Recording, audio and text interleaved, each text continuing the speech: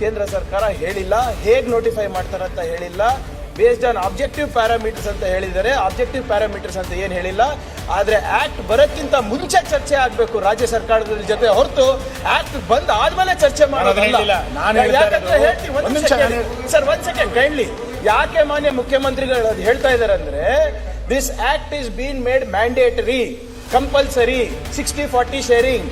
ಅಂದ್ರೆ ರಾಜ್ಯ ಸರ್ಕಾರದ ಹತ್ರ ನೀವು 40% ನೀವು ಫೈನಾನ್ಷಿಯಲ್ ಅಲೋಕೇಶನ್ ಕೇಳ್ತಾ ಇದ್ದಾಗ ನೀವು ನಮ್ಮ ಜೊತೆ ಚರ್ಚೆ ಮಾಡಬೇಕಾಗಿತ್ತು.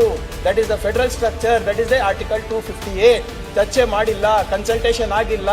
ನಮ್ಮ ದುಡ್ಡು ನಿಮ್ಮ ಕೇಂದ್ರ ಸರ್ಕಾರ ಪುರಸ್ಕೃತ ಕಾರ್ಯಕ್ರಮಕ್ಕೆ ಬೇಕು ಅಂತ ನಮ್ಗೆಲ್ಲೂ ಕೂಡ ಪತ್ರದಲ್ಲೂ ಹೇಳಿಲ್ಲ, ನಮ್ಮ ಚರ್ಚೆನೂ ಮಾಡಿಲ್ಲ. How can they take?